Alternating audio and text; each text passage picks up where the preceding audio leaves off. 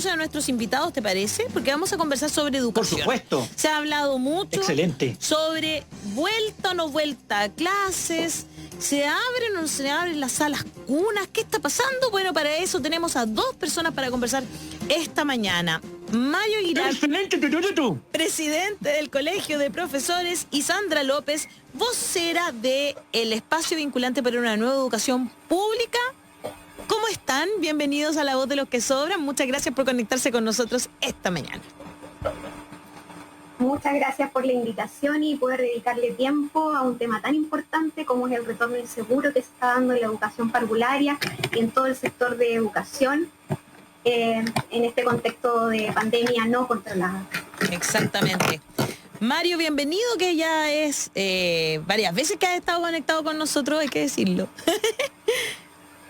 Ya soy cliente frecuente, me tienen que dar millas para volar. Es verdad. Hoy estábamos... Bueno, muy buenos días, un saludo a todos y todas, y sobre todo a quienes nos siguen en las redes sociales y en las plataformas de transmisión. Hablamos de esto de un término anticipado de clases. Lo que está pasando en la educación primaria también nos tiene muy preocupadas y preocupados. Y acabo de ver ahí como en las breaking news hace media hora más o menos, el ministro de Educación, el señor Figueroa, dijo que no existe ninguna posibilidad de un término anticipado de las clases, que era la propuesta que estaba presentando el Colegio de Profesores, si no me equivoco, Mario, ¿verdad? No, nosotros no hemos presentado la propuesta de término anticipado de clases. Lo que hemos dicho es que no se puede retornar a las clases presenciales en los colegios. Claro. Se ha venido trabajando con el formato a distancia.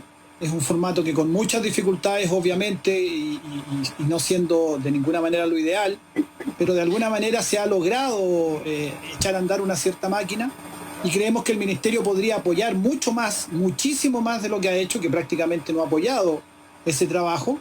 Y nosotros hemos hecho una propuesta muy concreta, que para lo que resta del año, el Ministerio focalice su esfuerzo en aquellos estudiantes y aquellas familias que no tienen conectividad, que no tienen internet o no tienen los dispositivos adecuados, y se le entregue internet gratuito y se le entregue dispositivos, tablets, notebook, lo que se necesita para que ellos puedan engancharse, aunque sea en esta última parte, en el trabajo a distancia que se ha venido haciendo, insisto, con muchas dificultades, con mucho esfuerzo, y hay recursos para eso. Nosotros hemos señalado cuáles son las fuentes. Se suspendió el SIMS y la evaluación docente, sostienen un presupuesto asignado para el año 2020 de 35.000 millones. Perfecto. Por lo tanto, ahí se pueden reasignar esos recursos, y también las platas CEP, que hay 140 millones de dólares que no se han gastado y que están disponibles y que también se le podría dar redestino a apoyar a las familias.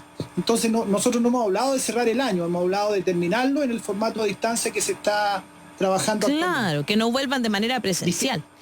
Sí, hay una campaña de unos niños de Arica, que me tocó participar con ellos. Hay un profe en Arica, con unos niños de Arica, que estaban por esa campaña que dices tú, Mario, que es de conectividad para todos y notebook o tablet para todos también, porque por ejemplo esos niños de Arica me contaban ellos, en esto que me tocó participar, que de 30 niños en un curso en un colegio municipal o estatal, no sé, 5 estaban conectados permanentemente y los otros no, porque no tenían cómo.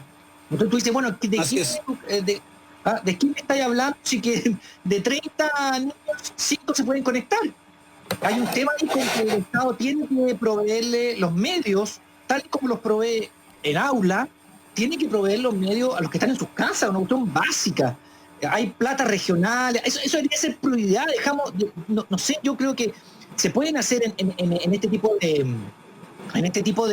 cuando estamos en una pandemia, ¿no? Con un asunto constitucional, ¿no? Con una destinar platas que no sé, estaban destinadas a camino, pero tendrás que sacar plata de esos caminos, claro, y poner conectividad a niños, y el camino quedará con hoyo un año, pero los niños tendrán conectividad y su tablet para estar en clase, una cuestión de sentido común. O sea, pedirás permiso por último al Congreso para que te deje de redestinar, modificarás la ley anual de presupuesto, pero tienes que redestinar plata para que los niños que no tienen conectividad puedan asistir a clase con conectividad y con los medios, la tablet, el computador, una cuestión básica, pero básica, y que el Estado de Chile no se ha hecho cargo. Perdona que me moleste, pero cuando yo estuve con ellos me sentí como... es más, a los 2 días, este señor rubio que regala plata, ¿cómo se llama? ¿Qué? ¿Sutil? Farcas. Matías Acevedo. Farcas. Yo sutil, le donó plata a estos cabros. No, Farcas le donó plata a este movimiento de chicos de Arica y con este profesor. Para sí, que pero eso no puede ser, o sea, ya está bien, pero por eso no puede ser la solución. por eso lo estoy diciendo, claro, por eso lo estoy diciendo, entiéndeme. Y el profesor se llama, o sea, Félix Milanés. Esa es la campaña. Con él hablé. Pero eso es una región, una ciudad puntual, no para nada soluciona un problema nacional. La que hizo Félix con sus chicos, Félix con sus niños es nacional.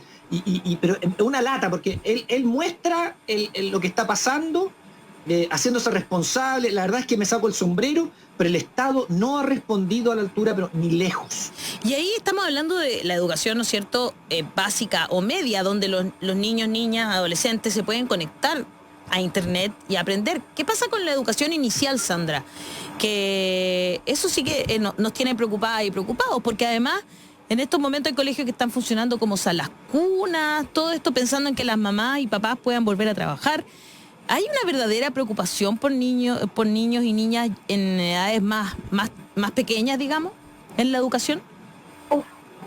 La verdad que para este gobierno las niñas y niños no han sido primero. Existe un abandono sistemático hacia los niños, hacia la infancia. ¿Por qué? Porque efectivamente vemos a un ministro, a una subsecretaria de Educación Parvularia que se plantea desde el 27 de abril en un retorno en una pandemia que no se conocía, que no está controlada, que no tenemos una vacuna, en donde se debe respetar un distanciamiento y evidentemente en niños y niñas más pequeños, menores de 6 años, ese distanciamiento no se puede cumplir. Claro. No se pueden utilizar mascarillas, o sea, el contagio va a estar latente. El funcionamiento de un jardín y una sala cuna es evidentemente la exposición al riesgo inmediato del COVID, no solamente porque no hay distanciamiento de los niños y niñas, sino porque existe una atención que es distinta a lo que se da en la educación escolar. En los niños menores de 2 años se deben alimentar, se deben mudar, se deben contener, se debe jugar, se fomenta el compartir, ¿cierto? Y es en este contexto, o sea, ¿qué tipo de educación parvularia podemos entregar si tiene que plantearse un distanciamiento? Si tiene que plantearse que los niños jueguen solitos, en que en una sala solamente existan 4 niños y 4 niñas, porque el aforo es lo que lo dice, o sea, en una sala cerrada, ¿cierto? Solamente claro, pueden haber una persona por cada 10 metros cuadrados. Ahora, se nos suma esto que las condiciones sanitarias de los jardines infantiles es bastante grave. Existe una realidad en el mundo de la educación, no solamente en la educación parvularia, de un abandono en la conservación, en la mantención, porque existe una mantención reactiva. Hay un abandono sistemático, como lo he dicho al respecto, y hoy día tenemos jardines infantiles, a las cunas que no cuentan con las condiciones mínimas sanitarias para poder abrir en este retorno presencial que tanto insiste el ministro y la subsecretaria de Educación Parvularia. Ahora, ¿debemos trabajar por un retorno seguro? Evidentemente que sí, pero también debemos trabajar por un plan de no retorno. Y aquí también insistimos nosotros en que se deben dar las competencias, las habilidades, ¿cierto? Las herramientas, la conectividad a las educadoras, a los técnicos en párvulo, a las familias, a los niños y a las niñas. En eso debemos de trabajar. ¿Por qué? Porque el retorno presencial, por más que insista el ministro, el número de niños y niñas que va a poder en la práctica volver a un retorno presencial cuando las condiciones sanitarias lo permitan, no ahora como se está dando en la región de Aysén, en la región de Los Ríos, y se pretende expandir esto en esta región y además en la región de la Araucanía porque volvieron a una fase 4. ¿Qué es la fase 4? La fase 4 no nos dice nada. La fase 4 sigue estando latente el contagio, siguen aumentando los contagios en esas localidades, en esas regiones. y se pretende dar una normalidad cuando no hay una normalidad, ni menos en niños y niñas tan pequeños. Ahora, estamos hablando de cerca de 1 millón de niños en educación parvularia. Si sacamos en proporción, solamente se estarían atendiendo cerca de 200.000 niños y niñas. Claro. ¿Qué tipo de educación le vamos a dar al resto de los niños y niñas de educación parvularia? Trabajemos en eso, trabajemos en un retorno seguro. El colegio médico se los dijo, solamente cuando las condiciones sanitarias lo permitan y en una fase 5, y de acuerdo a una gradualidad. ¿Qué significa una gradualidad? Primero partamos con los mayores, con los estudiantes de educación superior, los estudiantes de educación media, de educación básica. Vamos viendo cómo es la reacción, si se presenta o no la ola de contagio. En la región de Aysén pasó, ya tenemos mayores contagios, en la de Los Ríos también. Ellos insisten y tenemos la experiencia de otros países, pero hacen caso omiso. La verdad que no se justifica y no entendemos cuál es la intención, o más bien la entendemos. Sabemos qué es lo que quieren que efectivamente el contagio se dé, ¿cierto? Y podamos evitar el poder tener una nueva constitución. Es eso, porque de verdad que no se entiende. Reactivar la economía, ¿para qué? Para retroceder, para efectivamente... Para tener que parar otra vez. O sea, claro. Para tener que parar otra vez, o sea, que de verdad que no se entiende. Este ministro no escucha, no dialoga, nos ningunea como dirigente, nos trata mal. De verdad, no escucha lo académico, no escucha el colegio experto en prevención de riesgo, no escucha el colegio médico, no escucha la sociedad de pediatría, no se reúne con nadie y plantea un retorno totalmente inseguro, porque no tiene ninguna seguridad el retorno para ningún nivel de la educación. Si la educación superior no vuelve, ¿por qué se experimenta con los niños y niñas más pequeños? ¿Por qué? Pero hay algo que él de verdad, como no conoce lo que es una comunidad educativa y no sabe que la comunidad educativa también la conforman los apoderados y la familia y la subsecretaria tampoco la conoce, no los van a... No hay un seguro escolar tampoco que cubra a los niños y niñas en caso de contagio.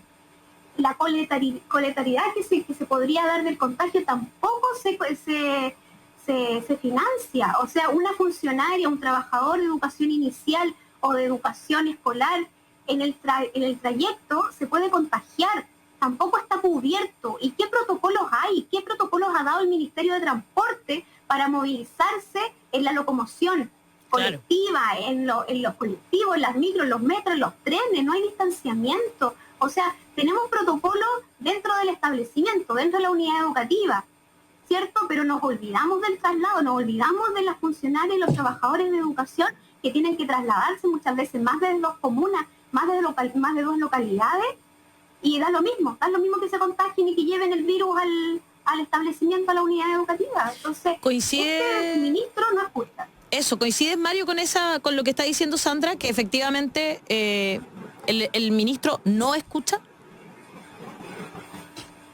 Sí, primero, bueno, un cariñoso saludo a Sandra, una gran dirigente de la educación inicial, con la que hemos trabajado mucho en varias iniciativas antes. Sí, el análisis que hace Sandra es correcto.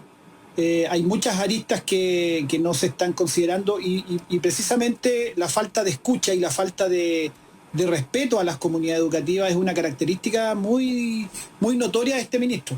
Mira, desde mayo estamos pidiendo que se conforme una mesa de trabajo donde estemos todos, donde estemos los especialistas sanitarios. Tienen que estar obviamente el Ministerio de Salud, epidemiólogos, gente experta en salud pública, pero también estemos los representantes de las comunidades educativas.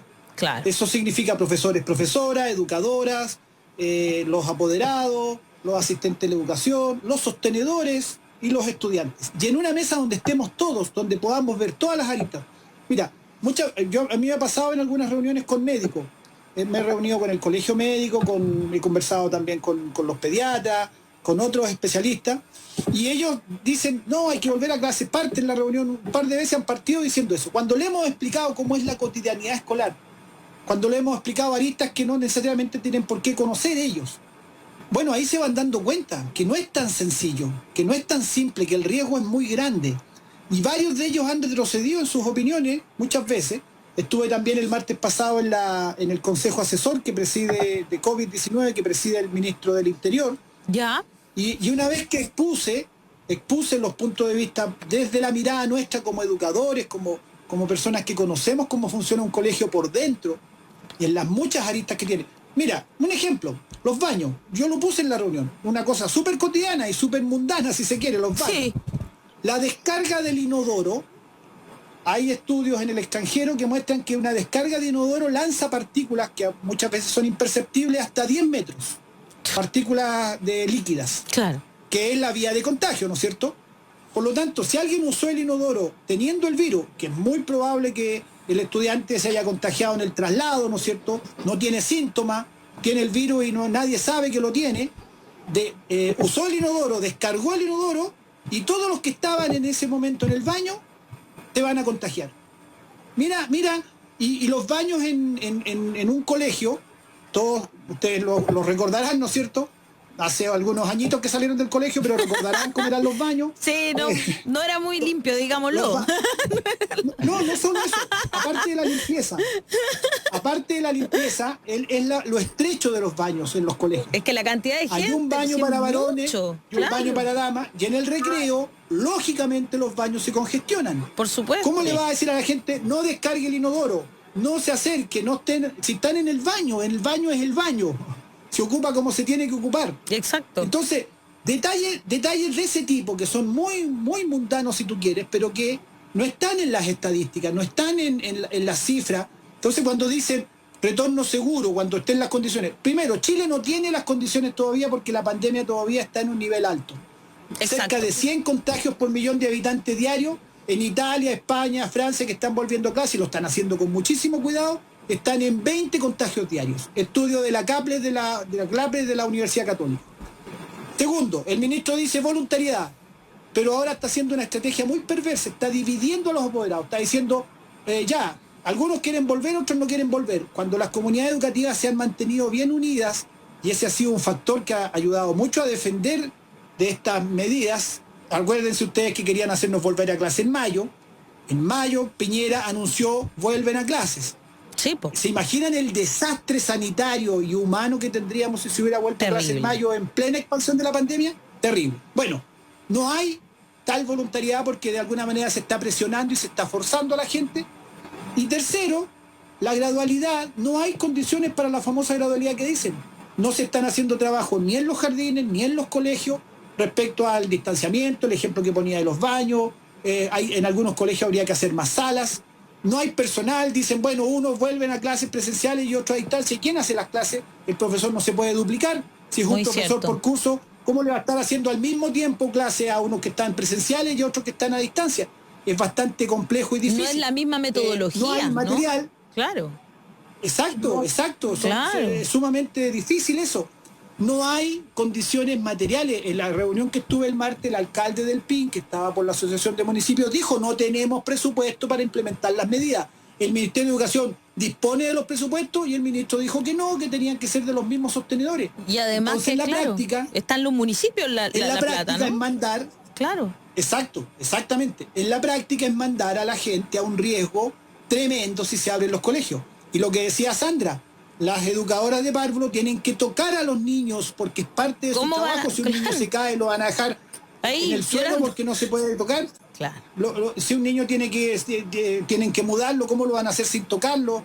¿Cómo van a hacer si la educación parvularia es fundamentalmente afectiva? ¿Cómo le va a decir a un niño, no me abrace, no abrace al otro niño? No, usted no puede abrazar. No jueguen. Es terrible. Qué raro estás haciendo una deseducación emocional si le dicen, no, te voy a decir una cosa. A su compañero. Voy a hacer una interrupción. Un trauma Voy a hacer una interrupción. Mi señora es profe de segundo básico y eso lo sienten los niños de segundo básico y no la pueden... Mi señora me dice que ella en la clase, cuando se le acercan tía y la abrazan y toda esa cosa, ella lo ha sentido ahora, que están al otro lado, les habla mucho, todo, pero siente esa carencia. Los niños se van a acercar. Claro, los niños se van a sacar las cosas, se van a cambiar. Ese chiste, hay un meme que anda dando vuelta que yo creo que es absurdo. Oye, pero no te mandé con esa mascarilla. Ah, no, es que a Juanito se le cayó y le pasó la de él. Eso va a pasar si así funcionan. Sí, es inevitable. Pero yo creo que muestra la realidad. Por supuesto. Entonces, la cosa afectiva, como dice Mario y todo eso, yo creo que es así. O sea, lo otro es no querer ver y tratar de tapar el sol con un dedo. Voy a leer algunos y comentarios. Los adolescentes igual. Por supuesto. Voy a leer algunos comentarios. Facebook, Leonardo de Rick dice, tengo una hija en cuarto medio y ni les cuento cómo está con esto de la incertidumbre del año escolar, la PSU y las clases online. Mari Trini Bustamante dice, nuestros hijos vuelven a clases presenciales el 2021 si es que se dan las condiciones y ya no hay pandemia para poner mordazas a un pueblo. De poner mordazas a un pueblo que despertó. Marcelo Merino dice, realmente es un mono porfiado. ¿Qué más quiere? Exponer a los estudiantes. Cotecita Val, al menos el colegio de mi hija ya nos informó que los niños no volverán hasta el próximo año y seguirán con la modalidad online. El ministro solo está preocupado de los colegios particulares, del negocio, no de los alumnos ni la comunidad educativa. Si fue capaz de decir que los profes estaban súper cómodos en su casa, eso significa que no le interesa.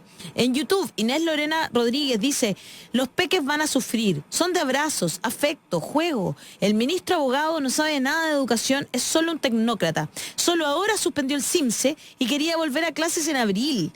Rodrigo Igor dice, me acordé del cuento de los niños primero. Cristian Miranda, ¿saben por qué quieren que vuelvan los niños? Para que la gente pueda volver a trabajar. Esa es la razón. Y en Twitter, Marcelo Torres, ministro de Educación clientelista, solo atienden los dueños de colegios, los que están asustados por menores utilidades. No les interesa nada más. Como el Congreso no le hicieron nada, entonces le temblaba la voz, ahora se siente invulnerable.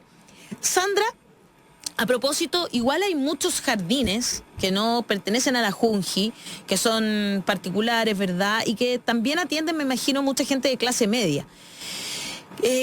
Ahí también me imagino que hay un problema, ¿no? Con los dueños de esos jardines infantiles, con las educadoras y educadores de párvulos, ¿no es cierto? Las asistentes y los asistentes. Me imagino que debe ser muy compleja esa situación también. Así es, lamentablemente... con la pandemia se visibilizó la precariedad de la educación en Chile y la educación particular en la educación parvularia. En la educación parvularia la gran mayoría de los jardines infantiles a las cunas están dirigidas por educadoras de párvulos, de vocación, ¿cierto? Muchas de ellas trabajadoras antes de Junji o de Integra y que con mucho esfuerzo han levantado sus jardines infantiles y salas cunas. Claro. No nos referimos a los vitaminas, ¿cierto? Que los vitaminas es parte del negocio de este gobierno, ¿cierto? Y lo que han pretendido ellos es monopolizar el sistema de la educación parvularia con proyectos de ley, inclusive. Como la sala cuna universal, pero, el kinder obligatorio, claro, todo eso, claro. Obviamente, entonces, en virtud de las directoras, efectivamente, emprendedoras, hay un abandono, y esto es parte del sistema que se nos ha implementado neoliberal en la educación, en donde la subvención, el ser un bien de consumo, ¿cierto? El tener que pagar por la educación desde la sala cuna en los niveles medios, se ha mostrado hoy día tal cual es. Hoy día estas emprendedoras, estas salas cuna y jardines infantiles particulares están totalmente abandonados, ¿cierto? Porque las familias tampoco tienen cómo pagar, o sea, no solamente porque se cerraron los establecimientos. Una vez que se vuelva a la normalidad, probablemente muchas familias no van a tener cómo pagar salas cunas y jardines infantiles. Claro. Entonces, esto visibilizó lo importante que es la educación pública en nuestro país, cómo se debe de fortalecer, el cómo debemos de realmente tener un derecho universal a la educación, no fragmentado, no en donde tengamos que pagar y tengamos que hacer distinción por la niña y niño que atendemos de acuerdo a su condición económica. Eso se visibilizó con esta pandemia y lamentablemente las autoridades no han sabido cómo ayudar a estos establecimientos, a estas emprendedoras, ¿cierto? No a los vitaminas, porque los vitaminas tienen financiamiento para poder efectivamente financiarse en esta pandemia, pero sí a aquellas emprendedoras, a aquellas directoras. No se le ha ayudado, no se le ha colaborado. Se podría a lo mejor traspasar esto privado a lo público. Yo creo que es la vía que debiese ser, porque esta pandemia podría volver más adelante y vamos a pasar por la misma situación. Tenemos que tener un aprendizaje, trabajar en una educación en contexto de pandemia, trabajemos en eso, no improvisemos ni expongamos a toda la comunidad educativa a lo que ha sucedido en estos 6 meses de pandemia. Trabajemos en políticas, ¿cierto?, para contextos de pandemia. demos las herramientas. O sea, me contaban en la Superintendencia de Educación sacó un documento para que con los recursos de la SEP puedan comprar tablets, computadores, y se demoraron más de 2 meses en aplicarlo. O sea, de verdad, que están las herramientas, está el presupuesto, hubieron rebajas presupuestarias en el sector de educación para poder efectivamente poder hacer lo que corresponde en circunstancias de pandemia, que es la conectividad, las herramientas que se les deben dar a los docentes, a la educadora, a los técnicos, a los niños y a las niñas, pero no se ha hecho nada al respecto. Por eso existe un abandono sistemático y de verdad que es lamentable este gobierno. O sea, no hay nada que lo salve. De verdad que uno trata de decir, bueno, ¿qué hay de bueno con este gobierno? Y no hay nada bueno. O sea, de verdad que da mucha pena, y cada vez con más fuerza vamos por la nueva constitución, vamos por el apruebo, ¿cierto?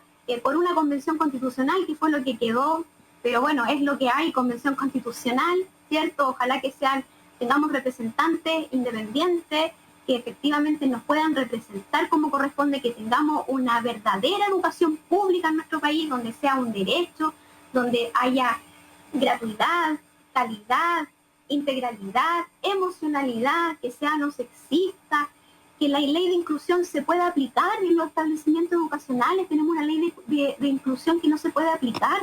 O sea, tampoco se puede aplicar chuta, no podemos aplicar nada. Es que, ¿sabéis lo que me pasa? Que lo escucho y siento que hemos hablado mucho de robustecer el sistema de salud. ¿No es cierto? Que el sistema de salud pública en el mundo entero debe estar robustecido. Pero no hemos hablado sobre... Siento como que en nuestro país al menos la educación está abandonada. Como que no sé si le hemos logrado poner el cascabel al gato con esto. Hablar de robustecer la educación pública, que es un poco lo que está diciendo Sandra, Mario. ¿No es cierto? Como que ese tema no lo hemos tratado, como que todo lo contrario. De hecho, todo esto que sala con universal, kinder obligatorio, que parecen que son nombres súper bonitos, buscan es todo lo contrario, es como tender a lo privado más que a lo público, ¿no? Hoy tenemos la oportunidad. Tenemos la oportunidad. Yo creo también. Tú dices muy bien, el proyecto Sala Cuna Universal y Kinder Obligatoria era la mercantilización de la educación inicial. Por eso hubo tanta oposición y nosotros apoyamos como colegio de profesores en la oposición que hicieron todos los gremios de educación inicial. Y bueno, finalmente los parlamentarios entendieron la gran mayoría de los parlamentarios entendieron que era un proyecto nefasto. Costó, pero se entendió. Con el pretexto de ampliar la cobertura, lo que hacían era ampliar un mercado para la industria educativa, y eso es muy, muy nefasto. Y la educación pública efectivamente está absolutamente abandonada. Nosotros lo dijimos, mira, el año pasado tuvimos un paro largo de 51 días, cuyo eje central era el tema de la educación pública, el abandono en que estaba. Algunas cosas logramos en ese paro. Hubo ciertos colegios con ratones, los empezaron a derratizar. Hubo algunos arreglos de baño, hubo ciertas respuestas, pero como política el gobierno no ha cambiado su desafección con la educación pública. Yo lo llamaría de ese modo. Que la educación pública se venga abajo nomás, total, ellos creen en lo privado. Es muy, muy nefasto eso. Y ahora se aprecia. ¿Cuáles son los estudiantes más afectados por la pandemia? Se agudiza la grave injusticia, la profunda injusticia de nuestro sistema educacional. Están los estudiantes como donde vive el ministro, ¿no es cierto? Y donde viven todos los que nos gobiernan, de la cota 1000 para arriba, que claro, viven en casas de 400 metros cuadrados, tienen un computador por cada miembro de la familia, bien por ello. Yo digo, ojalá todo chileno tuviera un computador y un notebook, y todo estudiante sobre todo, claro. Es una herramienta hoy día. Pero mientras el ministro, mira, esto es muy importante, mientras el ministro está preocupado de los 40 colegios que han vuelto a clase, 40 que son Isla de Pascua, Juan Fernández, Río Ibáñez, con 5 alumnos, situaciones muy puntuales, y pone todo su esfuerzo en eso, y en 130 que le han pedido volver, 130 de 11.500 colegios que hay en Chile.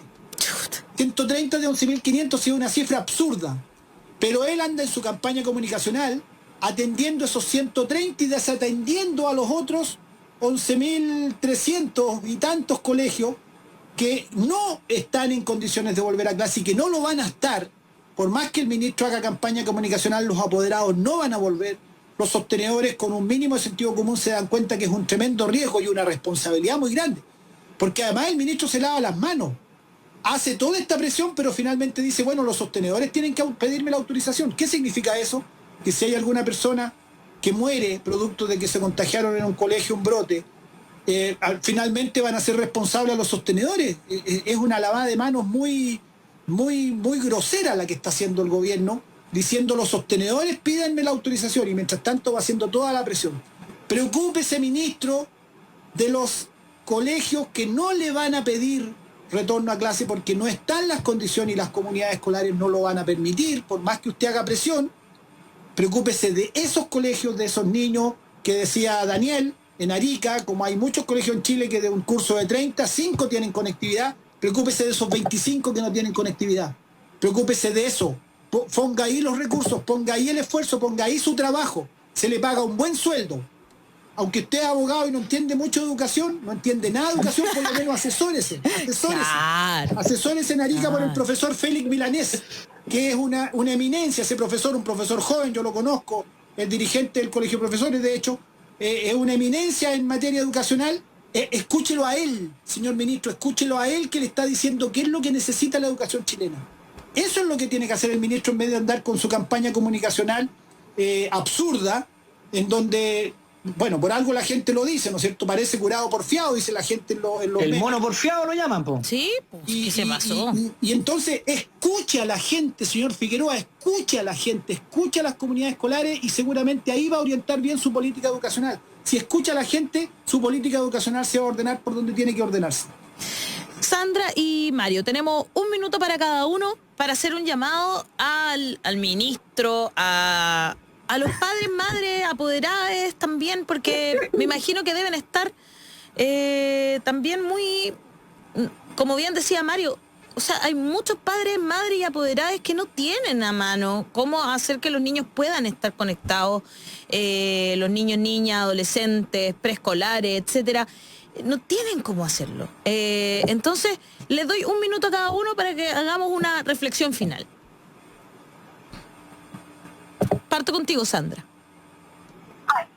Bueno, la verdad que no le voy a hablar al ministro porque la verdad que no escucha y son palabras alientas. Es verdad. La verdad que no Sí. vale la pena. No vale Es la cierto. pena hablarle ni a la subsecretaria, ni a ninguna autoridad. La verdad. Sí le voy a hablar a la familia, a la madre, al padre, al apoderado, ¿cierto? A la apoderada, a que no le crea a este gobierno, a que efectivamente cuide la salud y vida de sus niñas, de sus niños, la suya, de su familia, de su entorno, porque un retorno presencial es exponer al riesgo el contagio. Hoy día, lamentablemente, la educación, los establecimientos educacionales, las unidades educativas, jardines infantiles, salas cunas, no tienen las condiciones para poder plantear un retorno presencial. No lo tuvo Italia, no lo tuvo Estados Unidos, no lo tuvo Inglaterra. ¿Lo va a tener Chile? De verdad, nosotros conocemos las condiciones de nuestros establecimientos educacionales, conocemos el esfuerzo que hay de toda la comunidad educativa, de los equipos, de los docentes. Existe una precariedad en la educación pública, una educación que hoy día se ha visibilizado tal cual es. Nosotras y nosotros, los trabajadores de educación, conocemos la realidad y sabemos que no se va a poder cumplir estas normativas, estos protocolos sanitarios, porque tal vez vamos a tener en un principio todo lo que corresponde, pero después, ¿quién asegura que vamos a tener mascarilla, vamos a tener alcohol gel, jabón, Claro. elementos para sanitizar? O sea, el ejemplo está claro, el ministro compró elementos de seguridad que no están certificados por el Instituto de Seguridad de Salud Pública. O sea, si ellos hacen una compra enorme y no validan que estén certificados, ¿con qué confianza vamos a volver a este retorno que se nos ha impuesto? Debemos trabajar por un retorno seguro, pero cuando las condiciones lo permitan, y un retorno consensuado con toda la comunidad educativa, con la comunidad territorial, con los especialistas en salud, no planteado de forma unilateral como pretende este gobierno, este ministro, esta subsecretaria de Educación Parvularia, que no escucha y que tampoco escuchan a las funcionarias y trabajadores de la educación parvularia, porque hoy día en la región de Los Ríos y en la región de Aysén, lamentablemente, las funcionarias tienen que volver a trabajar a pesar de que no tengan con quién dejar a sus hijos en etapa escolar. Y no les está interesando qué van a hacer con sus hijos y con su hija. Entonces, tampoco están ellos vulnerando los derechos de los niños y de las niñas sistemáticamente. No piensan en los niños y las niñas, les da lo mismo. O sea, plantean un proyecto de cuidado, ¿cierto?, hasta los 6 años, pero les da lo mismo ahora que vuelvan a jardines infantiles y salas cunas, y les da lo mismo que las mamás no tengan con quién dejar y sus papás a los niños y niñas y que vuelvan a trabajar. O sea, de verdad que es un abandono sistemático y es lo que están haciendo es muy lamentable y es un atentado a la vida y a la salud de todos los ciudadanos y ciudadanas. Nosotros desde VEP, con ANDEPA, con Apoderados y Apoderadas, hoy día tenemos una campaña, no hemos parado en campañas, la verdad, sí, desde pues, que partió esto. Seguimos movilizados, tenemos movilización el día sábado, y vamos a seguir haciendo todo lo posible para evitar el retorno que se ha planteado por este gobierno, un retorno totalmente inseguro y donde no están las condiciones para volver. Mario. Muchas gracias. Gracias, Sandra. Mario. Sí, bueno, tampoco le voy a hablar al ministro, él sigue con su campaña que se cree Mr. Músculo, recorriendo los matinales, vendiendo el alcohol y el cloro. Qué pena que siga con eso, deberá estar dedicado a otra cosa. Yo le quiero hablar también a las comunidades escolares. Las comunidades escolares tenemos que fortalecer nuestra unidad y nuestra conexión. Ahora está una cosa muy maquiavélica, muy perversa, que es dividir a los apoderados. Entonces el ministro dice, ya los que van a volver, los que no quieren volver, y los divide. Y eso es lo que no tenemos que permitir. Yo llamo a los apoderados, llamo a mis colegas profesores, llamo a los asistentes de la educación, llamo a los estudiantes y a los sostenedores a que mantengamos una mancomunión entre nosotros. Una unidad entre nosotros es clave para defendernos. Este gobierno no nos defiende, nos tenemos que defender entre nosotros. Este es un gobierno del cual hay que defenderse más bien. No solo no nos defiende, uno tiene que defenderse de este gobierno, en muchos aspectos. Tiene que proteger los ojos la gente, y ahora tenemos que proteger a nuestros niños y a nuestras niñas en las comunidades escolares. Entonces tenemos que hacerlo con unidad entre nosotros, conectándonos entre nosotros, reuniéndonos por plataformas virtuales, podemos reunirnos, ponernos de acuerdo y defender el derecho a la salud y a la vida por sobre los intereses económicos.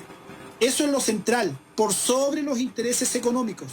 Porque lo que hay aquí es presión de los grandes grupos económicos para que se reabran los colegios y operen como guarderías. También ahí lo que habría que hacer es ir en apoyo de esas trabajadoras que no tienen con quién dejar a sus hijos para poder ir a trabajar. Entonces habría que ir en apoyo de ellas con algún subsidio, con alguna forma de respaldo mientras dure la pandemia. Tal como ha habido distintos programas, podría haber un programa para trabajadoras que no tienen con quién dejar a sus hijos, y eso sería un aporte concreto. Y cuidar a nuestra gente, cuidar a nuestros niños y adolescentes. 51 niños o menores de 19 años han muerto durante este tiempo de pandemia, y eso que los colegios han estado cerrados, sin funcionar. Claro. 51 han muerto. No es verdad que no tengan riesgo, tienen riesgo. Y tienen un riesgo que no es menor. El 8% de los contagiados de COVID-19 corresponden a menores de 18 años. Y los niños son vectores. Cuidemos la salud. Lo sabemos.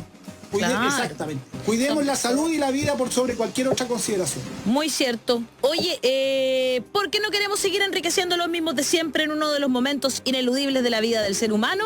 En la voz de los que sobran preferimos Incoludido, porque es un emprendimiento que nació para contrarrestar a los poderosos, entregando productos básicos del hogar, yo también, a precios justos y de gran calidad para todos. Además, con un modelo económico colaborativo y con conciencia social. Toda la información en incoludido.cl y en sus redes sociales también, @Incoludido. A veces hay ofertas, así que entren a ver lo que Oye, lo que no solamente tienen papel higiénico, también tienen un café exquisito colombiano que yo siempre lo compro. Y tienen servilletas, y tienen también toallas de papel. Sí, tienen varios productos. Sí, de un cuanto hay. Muy bueno, hay que apoyarlo. Exactamente. Bueno el nombre, ¿eh? Bueno el nombre, pues son Incoludidos de verdad.